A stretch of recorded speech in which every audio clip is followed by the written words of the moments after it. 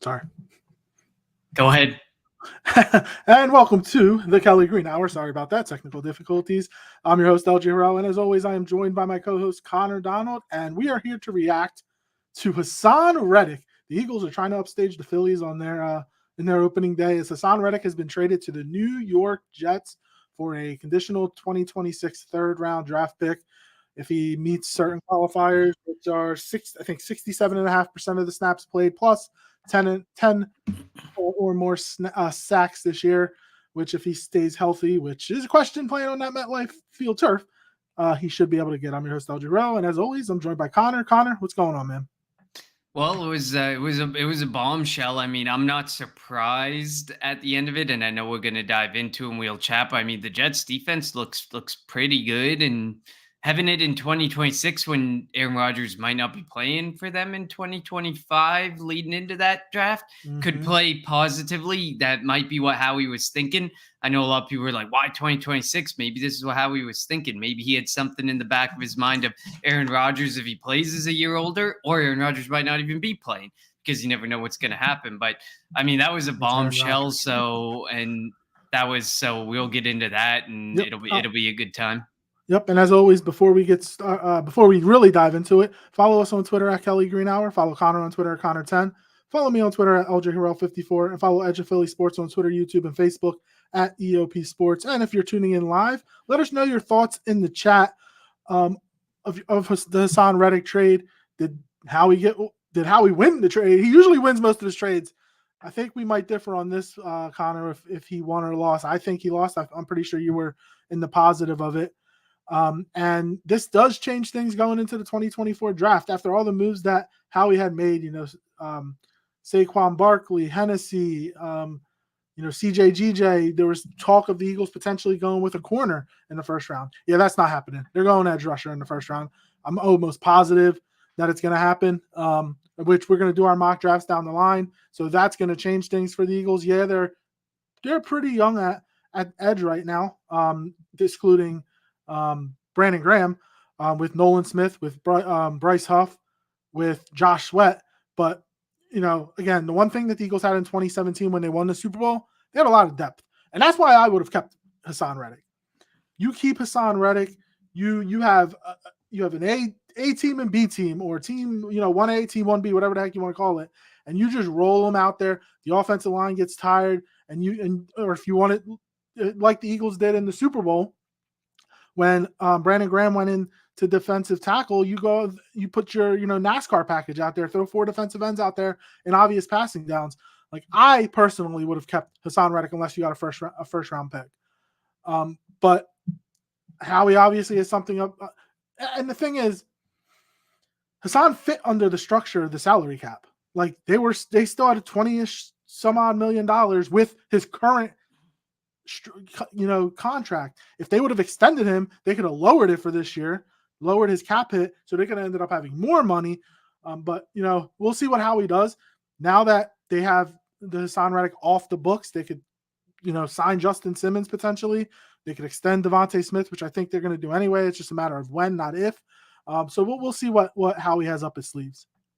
Yeah, I mean, it's a tough one to swallow, but I mean, the writing was on the wall for the value of these types of players. L'Jarius Sneed was, in my opinion, more valuable than a HAASON Reddick, and he went for what he went for. Brian Burns is younger. He's an edge rusher. He went for what he went for to the New York Giants, and then had to get the extension done. And then I saw right before we came on there, Jake Ravity was saying that he spoke with someone within the Atlanta Falcons organization that said no one was going to give up that type of draft capital, knowing they had to also extend a player, not even factoring in the age. In his tweet, he never even mentioned that they talked about age or that was a factor. I'm sure it was an underlying factor, but the fact that you then have to go and extend a guy who has clearly, through many reports with the Philadelphia Eagles, voice that he wants $25 million a year, at this point, you guarantee that for 1 year.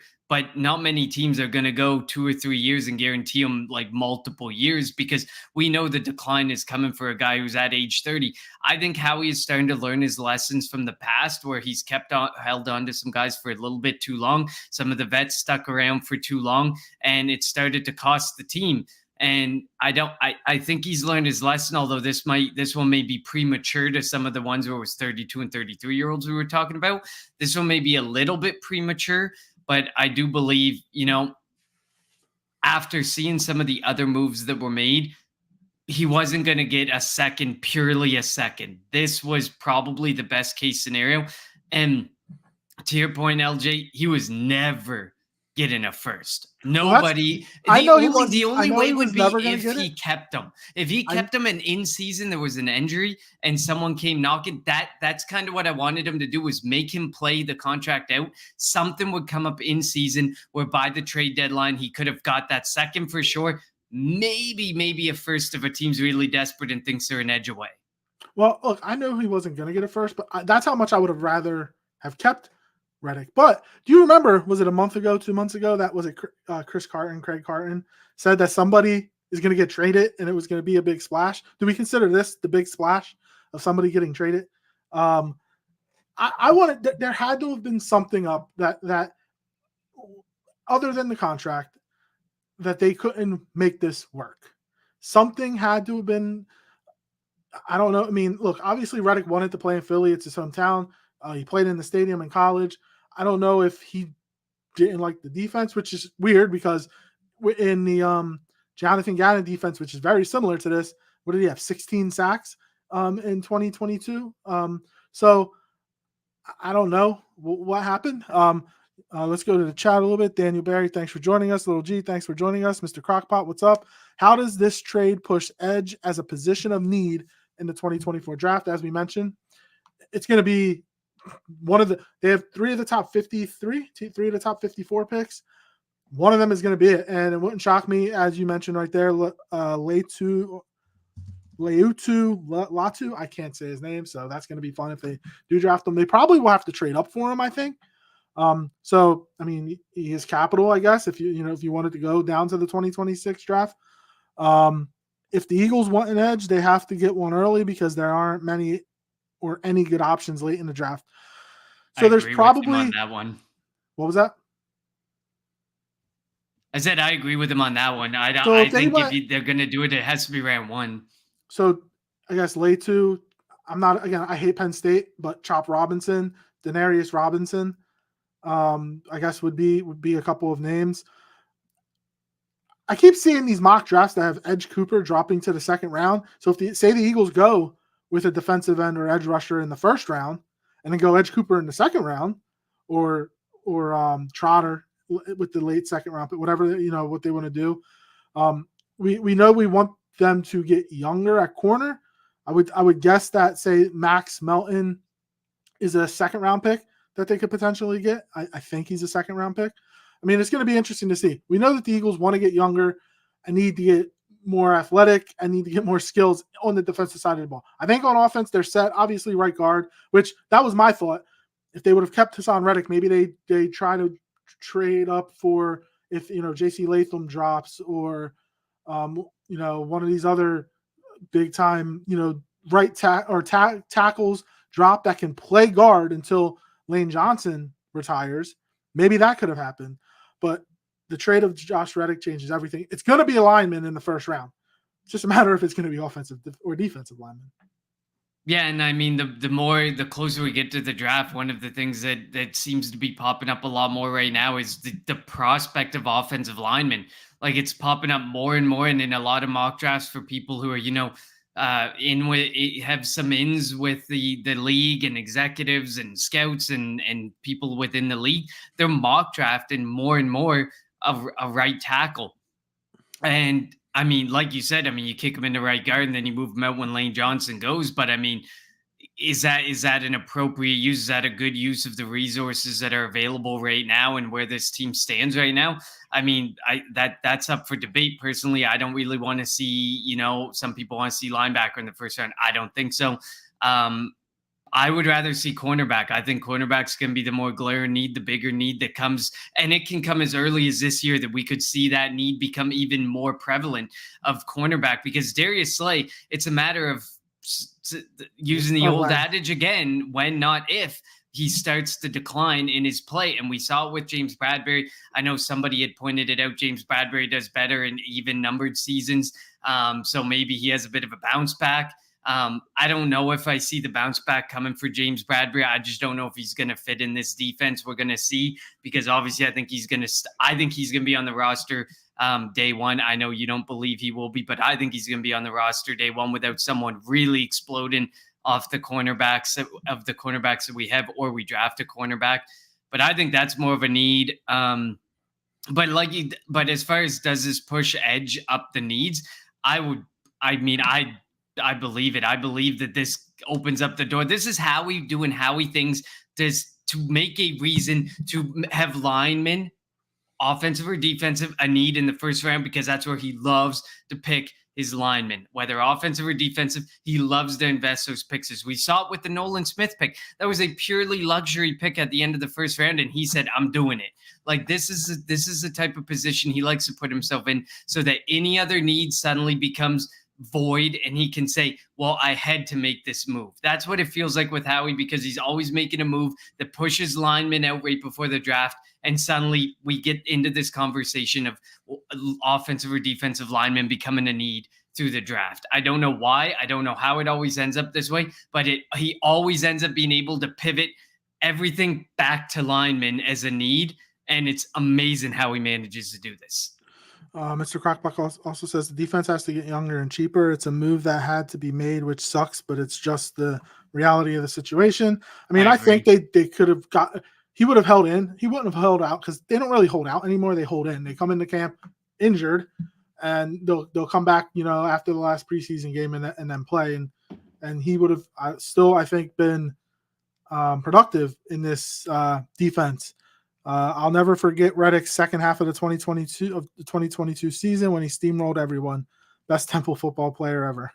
I'm not a big Temple or Penn State football fan. And I think it was actually Mr. Crockpot in one of our group chats that said over the last 8 or 9 games of the season, he only had 2.5 sacks. Maybe that's the entire defense sucked. The entire defense did suck, but a guy who, you're going to go out there and you're going to pay $25 million as he goes over the age of 30 has to be able to stand above the rest in some form or fashion. And he couldn't stand above the rest at all, especially as an edge rusher, because you can be responsible for winning one-on-one. I would have traded Sweat, because Sweat, I watched Sweat a lot of time crash down every single time. He didn't worry about the run or anything, at least. And I'm not saying Reddick was great against the run, but Reddick was better than Sweat against the run. I get it. Sweat's younger, cheaper-ish, but nobody wanted Sweat either, and you brought him back. So you can never have enough pass rushers. And to me, he comes cheaper for a reason. The reason he comes cheaper is because he's a lot more inconsistent. His statistics overall have not looked incredible for what we're paying for him, but obviously edge is a premium position where you pay up a little more. But there's a reason he's coming cheaper than HAASON Reddick. You can almost take it to the bank HAASON Reddick gets 10 sacks. I am not sitting here saying next year. I think it would be more of a hot take to say next year Josh Sweat gets 10 sacks. That to me is a hot take, because I don't trust him to get that far. I would trust HAASON Reddick to get to the 10 sacks in this defense. In almost any defense, I would trust him to get there. So there's a reason that Josh Sweat came cheaper, and maybe that's the reason he kept him, because he knew he put all his chips into Josh Huff, who hasn't even played over 50% of snaps on defense. So what do we have in Huff beyond we just put a boatload of money in a guy who had a breakout season after 2 years in the league? So his third year is his breakout year, and suddenly we put all our chips in there and we move on from HAASON Reddick. There's things that frustrate me about the deal and frustrate me about the situation. But to me, it just makes sense. You have the rotation, but the difference was the rotation of edge rushers in the past was a lot cheaper than this rotation of edge rushers was going to be. This rotation of edge rushers was going to end up costing you almost $40 million a year. by themselves. They got cheaper because, I mean, I think that rotation of young edge rushers included like a Josh Sweat on his rookie contract and stuff. So it included guys on their rookie contracts and guys who were going to be a lot cheaper. You don't want to continue to see, if you get Huff the way you got Huff, you don't want to put him in a rotational role again. He has to play. You got to start seeing what you got in Nolan Smith. And this goes back to Mr. Crockbot's point about the defense had to get younger and cheaper, because you have to see what you got in some of these younger assets as well. But Howie's press conference, I think it was earlier this week, last week, whenever it was. I feel like I heard him mention something about, he's going to be out there in, pass rushing situations. He didn't say anything about run situations. Like, if that's the case, they should have never gave him $17 million a year. Like, if he's only going to be a situational guy, what the hell is he doing here? He's already a situational guy. Reddick was on the field all the time. On the run. Reddick was on the field all the time. Ryan Swope says, thanks for joining us. Why is everybody blaming Howie for trading HAASON? Howie wasn't going to give him more money. They couldn't trade him for anything better. HAASON wasn't going to play here again under that contract. He will be way more motivated to play for the Jets than here. I actually think that he would have held in and then got onto the field. I think he would have played knowing that he needed to produce to get a contract again next year. So, again, I personally think he would have played under that contract. He just wouldn't have practiced. He would have held in. He would have had an injury. And then after the last preseason game, he would have been out there practicing. That's just what I think. Because, again, players don't really hold out anymore. You find like a crazy amount, so they do more of hold-ins. But and it hasn't worked. I think he would have played. And maybe they would have, and again, if you hold him and an injury happens somewhere else, you trade him for something more, in the 2025 draft. And we've seen the holdout situation cost players like careers, essentially, because it takes the lifespan of football players is short enough. You don't want to lose a year to try and prove a financial gain point. As far as the, Howie wasn't going to give him more money. It was clear money was a sticking point. Would he have played on the contract? I agree with you, LJ. I think he would have ended up playing out on this contract. But he probably would have held in. He probably would have made it kind of miserable for some of the defense because he wouldn't have participated all that much. And then come the season, he would have played the role that he would have been given. But I definitely don't think Howie was going to give more money. That was a sticking point. The gap was like Howie was at firm 21 to 22 million, and he seems fixated on 20. Reddick seems fixated on 25 million, and that didn't seem like the chips were going to move in either direction in favor of either person. I think Howie could have got a deal done with a good chunk of guaranteed money, where he would have guaranteed like the next 1.5 years. Maybe he would have went to the extent of some sort of extension that would have equated to a guarantee of like, $37 million, 1.5 years of 25 million. But we're never going to find out now. And of course, there's no contract done with the Jets. So we don't know what that's going to look like when it does come. He may not get one. Exactly. He may just go there and play to get out of this situation and hope that they negotiate in good faith. We don't know. So but if we look at it as Bryce Huff for HAASON Reddick, who got the better of the deal? I mean, to me, Bryce Huff, he, until proven otherwise, he's a situational player, and we paid a fortune for a situational pass rusher. So that's a lot of money to pay for a situational pass rusher when you had HAASON Reddick on the football field in every type of situation, no matter the circumstance. He was pretty much out there for 90% plus, 95% plus of the defensive snaps. I'm going to say at this point that we lost, but there is a way to continue to change my mind on the Bryce Huff situation. If he plays more and he sustains that efficiency, then you've proven me wrong, and I will walk back this point. But at this stance, and there's also a way if Howie goes out this weekend and signs Justin Simmons and extends Devontae Smith or does something that like he does something to improve the team, and then we could all change or those that are unhappy, those that don't like it can come back, to the good side. Some other comments we have here from Song Samurai Bird.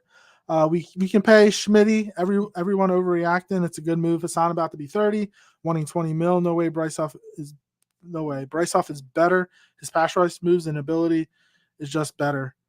I don't know. I think Reddick is more consistent. Now he is older, but I think getting to the quarterback, Reddick is more consistent. And Huff has 17 career sacks, and he had 10 last year, and he only played 42% of the snaps. So who knows that if that 42% jumps up to 65%, he'll be on the field longer, and that means he's going to be more tired. So like he's fresh coming on the field against an offensive tackle who has already been out there for 50, 60 plays and is probably tired. Now he's going to be coming out there, having played 45 plays. That's a big difference. Like that affects your mental when you're on the field more than you're used to being on the field.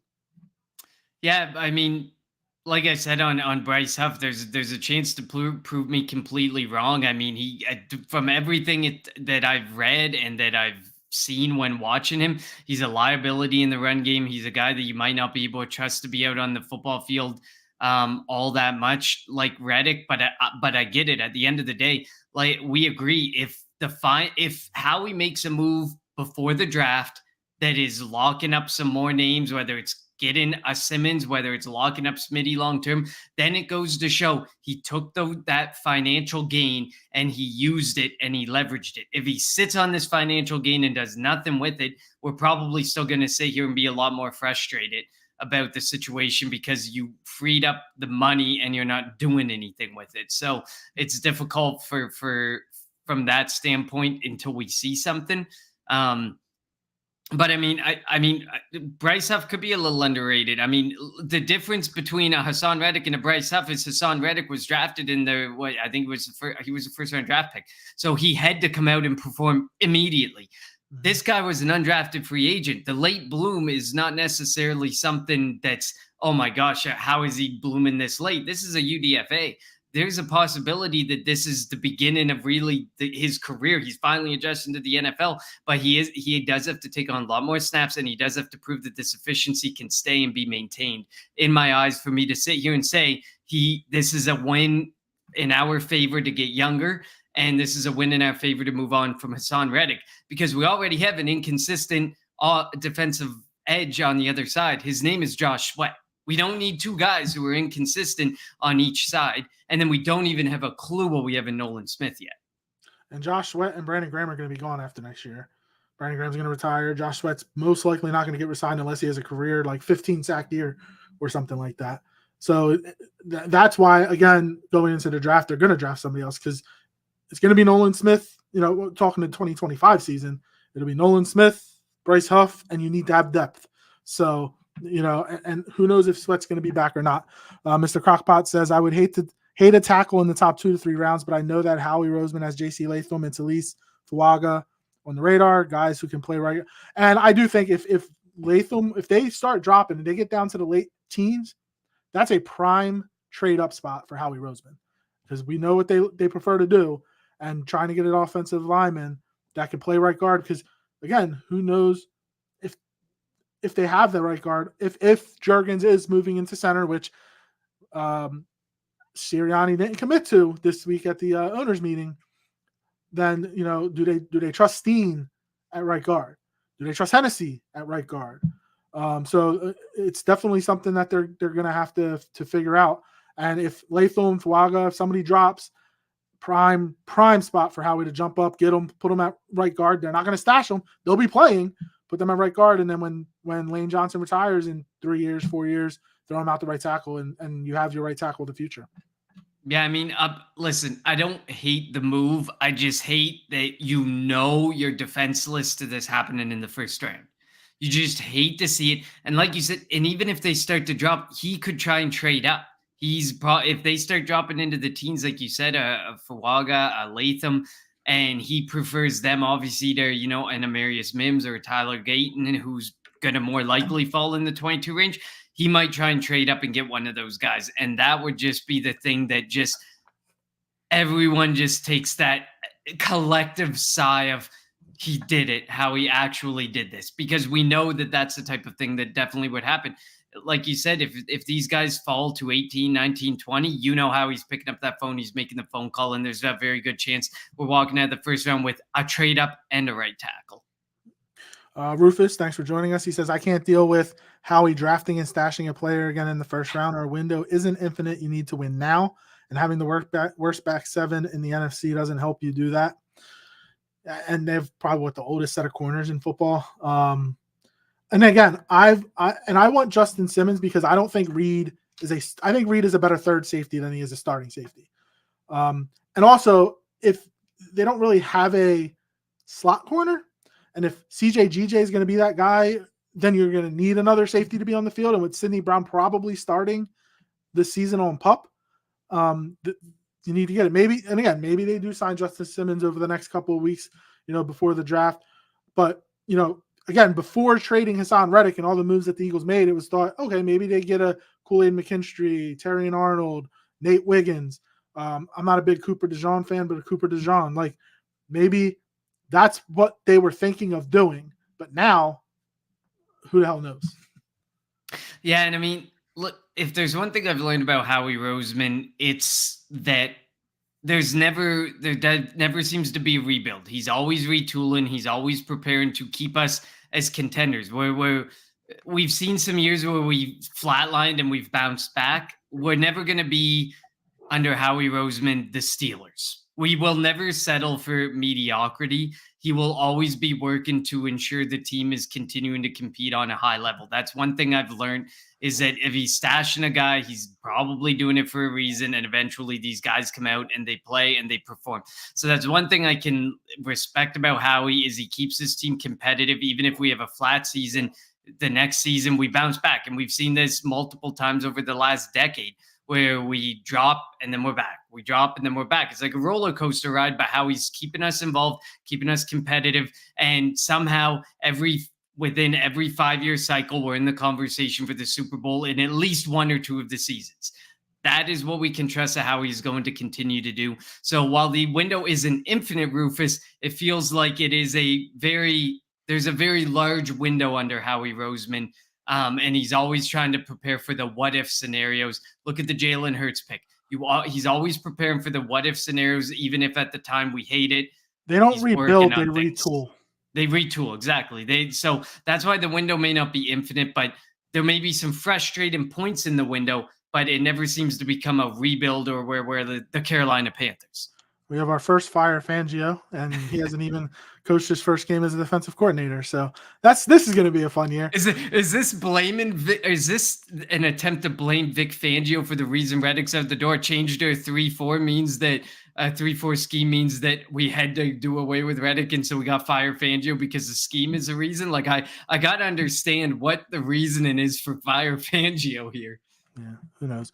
Ryan says, do you guys believe teams and their coaches, as well as offensive line, figured out the Eagles defense last year, knowing how good they were at pass rushing, but were awful at everything else on defense? Basically, they would practice focusing on and preparing to stop the Eagles pass rush all week leading up to the game versus the Eagles defense. So all they focused on was to stop the Eagles pass rush because they didn't know or have to worry about anything else on D. Well, teams did get rid of the ball quick against the Eagles.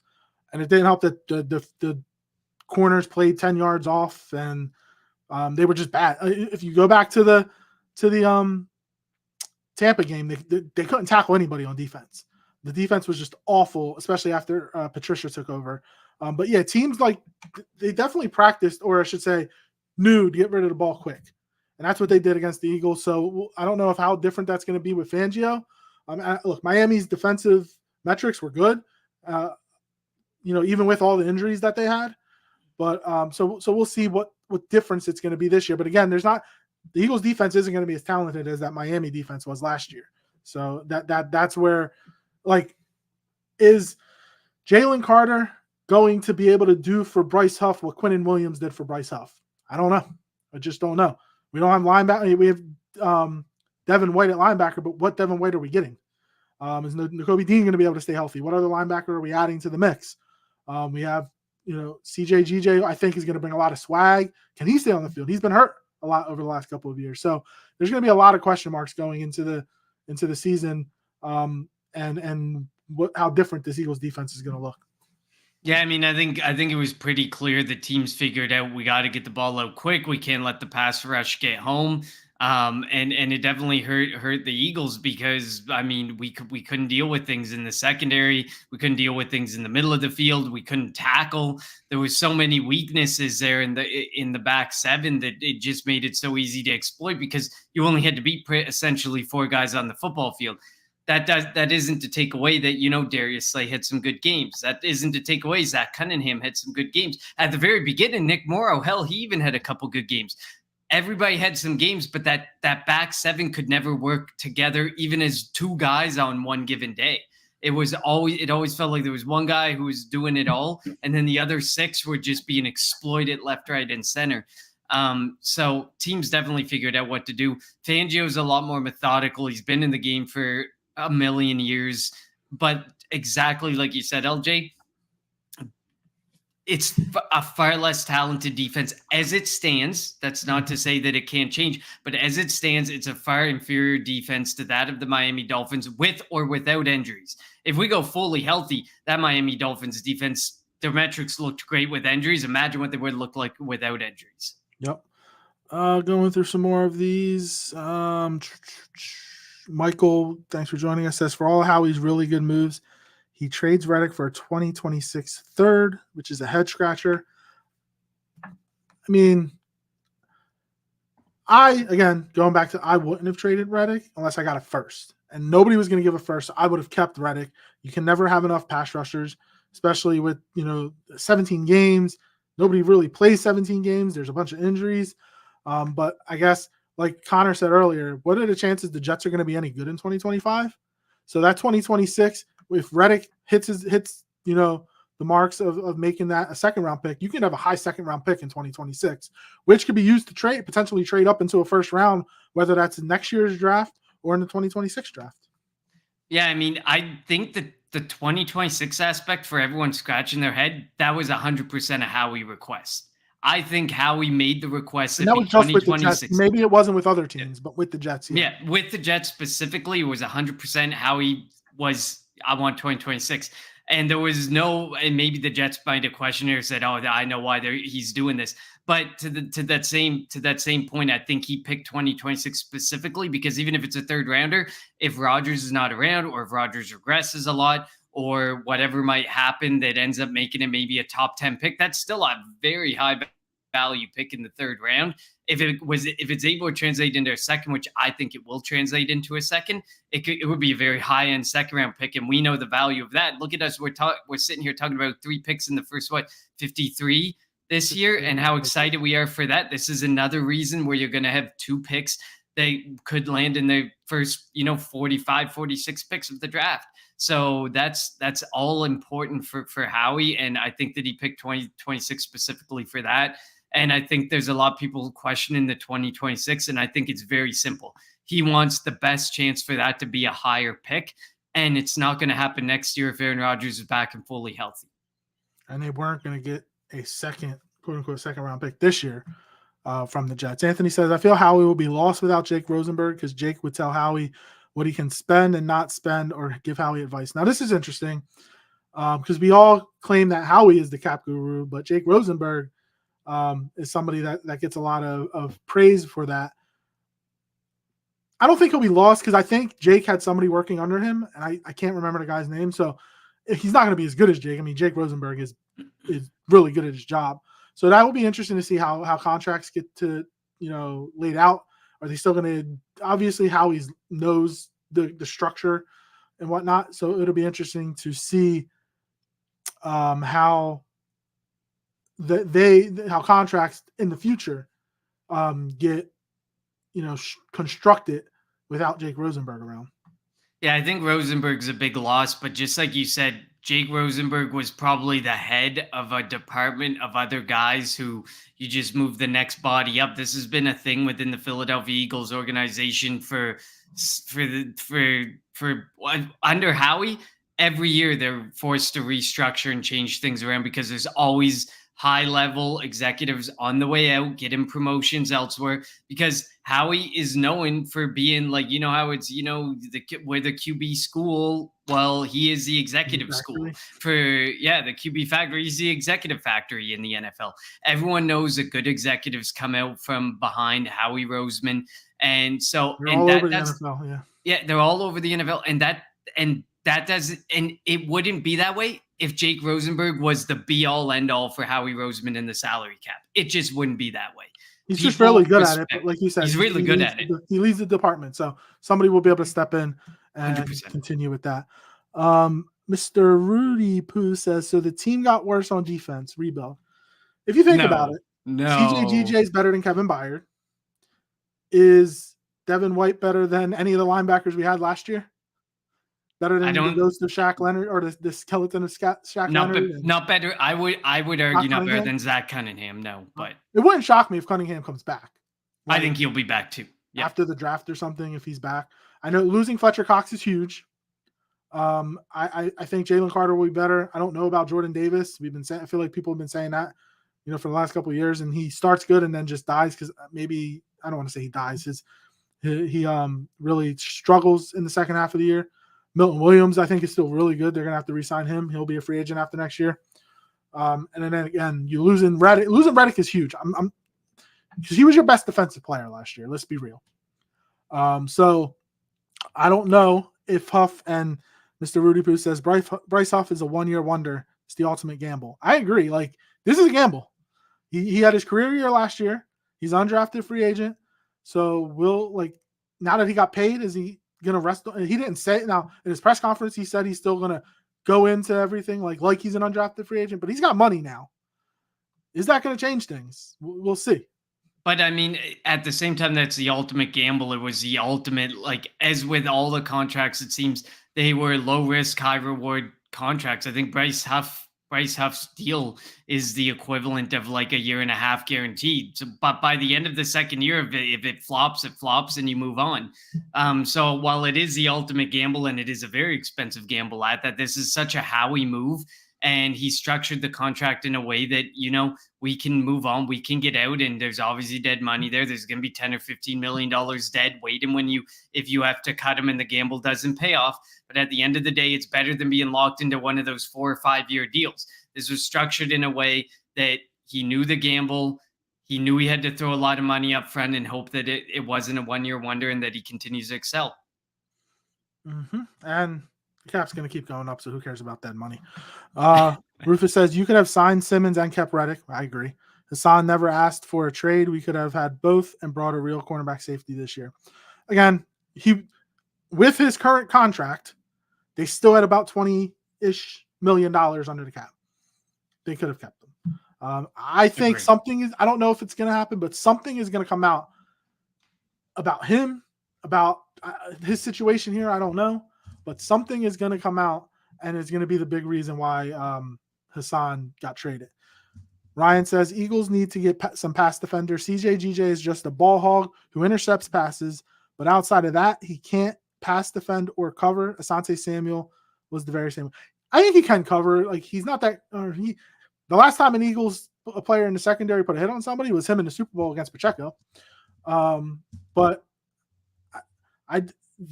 when they signed him, if anybody noticed, they said he was a safety / nickel.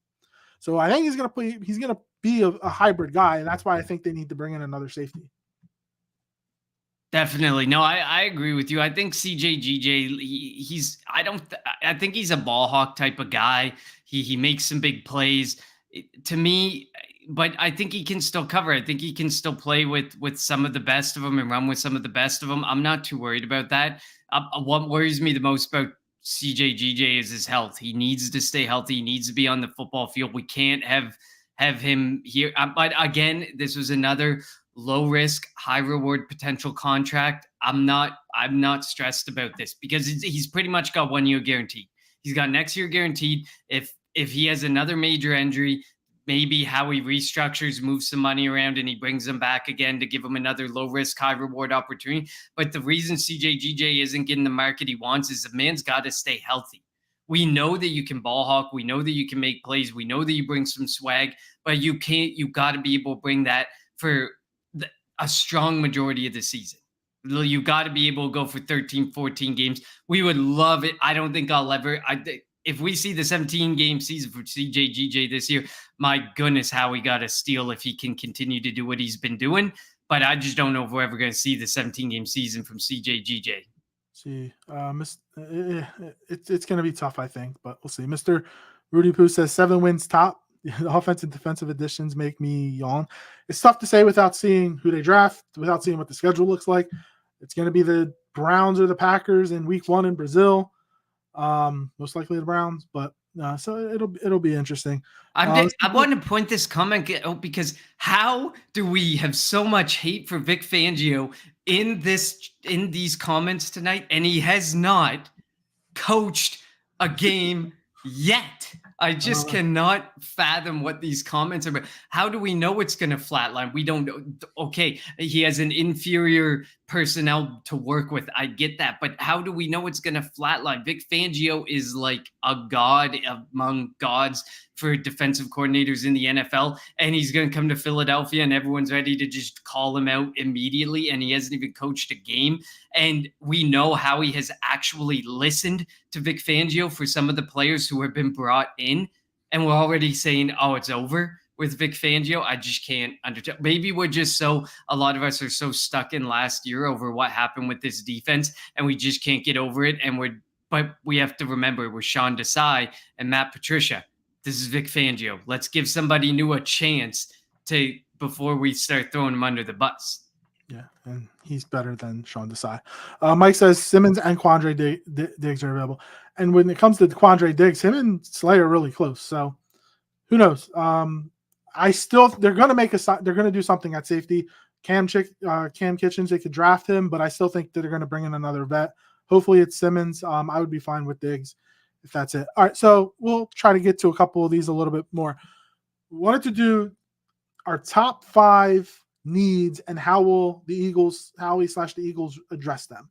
So I'll go over my 5 real quick, Connor, and then you can go over yours. I got my little sheet right here. Edge rusher, and I think they have Huff, Sweat, Nolan Smith, Brandon Graham, Zach Braun. They're going to address that in the draft, and it's probably going to be in the first round, because that's what the Eagles do. My next is safety, and I think it's going to be Simmons. I think they'll come to terms on a 2-year deal with Simmons to pair with CJGJ, Blankenship, and then Brown when he gets back off the PUP, because I think he's going to start the season on PUP after his ACL injury. Linebacker. They have no depth at linebacker. They have Devin White and Nakobe Dean. That's pretty much it. And I'm not counting edge rushers as linebackers because they're technically ends. So they need linebackers big time. Edge, if Edge, like I keep seeing all these mock drafts that have Cooper drop into the second round. If the Eagles can get Edge Cooper in the second round, sure, do it. But that's what I kind of think they're going to do. They're going to address that in the draft. Corner, they need to get younger. We've talked about this. Slay and Bradbury are old. Bradbury fell off the cliff last year. They do have Rick Ringo, McPherson, Mekhi Gardner, Josh Jobe, Taylor Hall. Like they have a bunch of names. This is another one where they have quantity over quality. Even though I am a big fan of Ricks and Ringo. So we'll see. McPherson's probably the leader in the clubhouse for the nickel corner right now. It wouldn't shock me. Maybe they bring Avonte Maddox back on something cheaper. He hasn't been signed yet. So maybe he's back as the nickel corner if they don't really draft somebody. And then my last one is O-line depth. We know the starters, Mailata, Dickerson, Juergens, Johnson. Who's the right guard? That's the question. And then depth. I mean, they lost Driscoll. They lost Suo-Opeta. So they're going to need some guys. They have Hennessy, who they signed. They have Brett Toth, Fred Johnson, LaRaven Clark. They're going to definitely draft 1 or 2 guys. So that they're definitely going to need to bring in some depth pieces. So they're my top 5 needs for the Eagles right now. Yeah, we have some pretty different ones, but I mean, it's good to talk about. I didn't have edge in it at all, despite the move today. I think there's some other needs that need to be addressed more, but obviously, if thinking from a Howie mindset, obviously it suddenly becomes a void and a need. But for number 1 for me was inside linebacker. I do consider, because at the end of the day, whether we like it or not, a Nolan Smith, a Josh Sweat and a Bryce Huff are going to be considered outside linebackers. We have to live with it. It's just a fact of a 3-4 defense. So for me, it's inside linebackers. Like you said, Devin White. What version of Devin White are we going to get? We got some decent depth there. Zach Bond. What are we going to get out of Zach Bond? A lot of people compare him to like Van Ginkel of last year. Is he going to be able to have that type of impact for the Eagles? That would be huge if possible, but I don't trust it. And then there's Oren Burks, who's more of a special teamer, but could he have an impact? Because down the stretch, as some linebacker injuries crept up on the San Francisco 49ers, he actually had a good season. But I mean, I still think inside linebacker is definitely a need. You have Nakobe Dean, but what do you have in Nakobe Dean is a big question. So I stand up with you on that for linebacker, but more of the inside linebacker. Number 2 for me is cornerback. I mean, we've seen so many teams who get that stud cornerback, and it can so quickly fix in almost an entire secondary, just like that. To have a true shutdown cornerback who shuts down half a field, who people are afraid to throw to, it's huge for a defense, and we definitely need it. We don't know when. It's a matter of if not when, for when Darius Slay starts to fall apart. We know he's what, 33, going into his age 33 season. He's getting older. You have to know that cliff is coming very quickly. So definitely cornerback there. Right, I put right guard and tackle because I think if we take a right tackle, we're going to end up addressing, by taking a right tackle, moving him into guard. It's not going to be a stash scenario, but I think that would be addressed through the draft. Safety, I think this is the most likely one to be addressed through free agency. There's definitely some good free agent safeties out there. There were some mentioned earlier, Quandre Diggs, Justin Simmons. I'm okay with some of these guys because I'm okay with the situation we're in with Sidney Brown when he's able to come back. And Reed Blankenship, he's tolerable as a starter, but we can get better than him as a starter. And then you have all that depth, and then you can use them more versatilely where, you might be able to pull an inside linebacker off the football field and have a safety there and have a couple other safeties down back, or playing in the nickel and stuff. It changes the way that you can play your defense with safety, because we've seen so many safeties become kind of like a safety linebacker hybrid in this NFL nowadays that you can do that. And then last for me was wide receiver 3. I think it's something that kind of falls under it falls under the radar because we had such a healthy year from AJ Brown and Devontae Smith last year. But if one of them goes down, or one of them's down for a long period of time, we're in trouble. And I think that it's just swept under the rug because there's so many of these other needs and so many other positions that Howie just likes more, because he's like, well, I've invested in wide receiver and AJ Brown. I'm about to invest further in wide receiver with the pick of Devontae Smith and then the extension of Devontae Smith. But you need to have some depth at that position, and you need to be prepared for injuries, because we've learned with the Eagles, it's gotten better, but injuries happen, and they happen at very inopportune times. So those are my 5 needs. Edge would be right after, and defensive tackle depth and tight end 2 were all ones that I kind of fought with, especially tight end 2.